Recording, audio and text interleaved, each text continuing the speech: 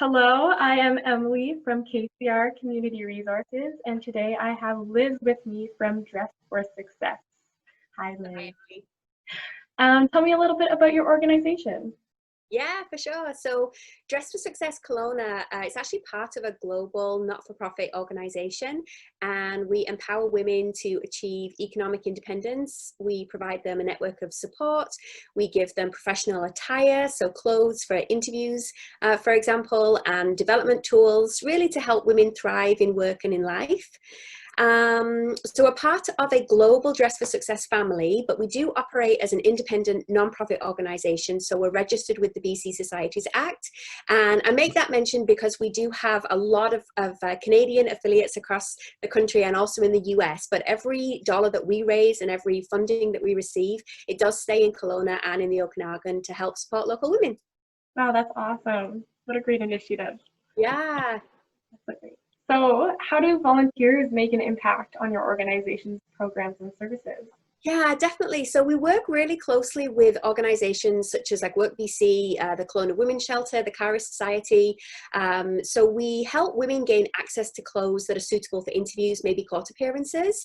We provide them like interview advice, for example, and we'll soon be opening up all of our professional development series and workshops. We're going to be doing programs such as financial literacy. So there's a lot of opportunities that volunteers can get involved in.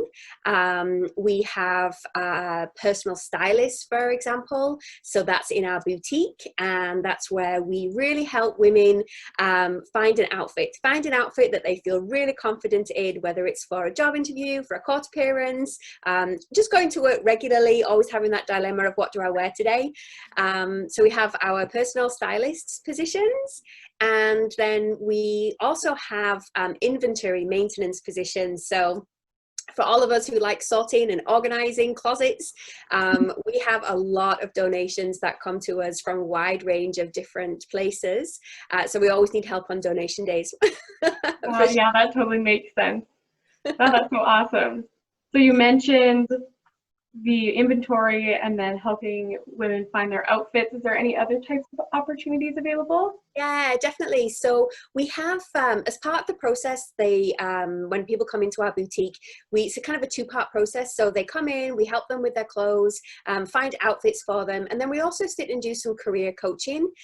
We do, helping them kind of shake out those nerves if they're going for an interview, for example, or they're having a court appearance. And so we have, conversations with them really to just help, help them just get those nerves really out. And then we do networking, for example, so how to use your social media, how to write a resume if you need help with resumes.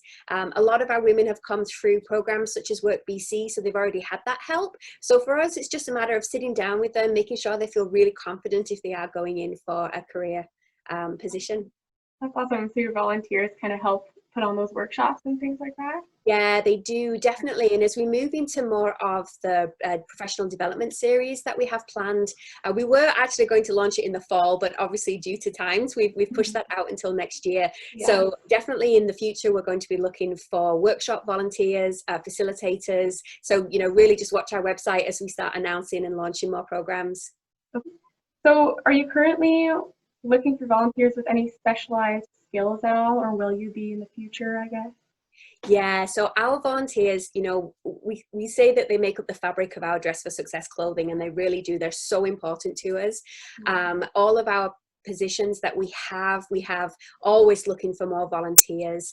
Right now, we're really focused on reopening the boutique. We closed it obviously in March when I think the whole world kind of closed. And so we're really in our reopening phases. So we're looking for volunteers who like the idea of coming in for a couple of hours. Our shifts are only 2 hours, and really helping individuals, go through the clothing, see what they want to wear, and then have that conversations around, the career development if they're going off for interviews.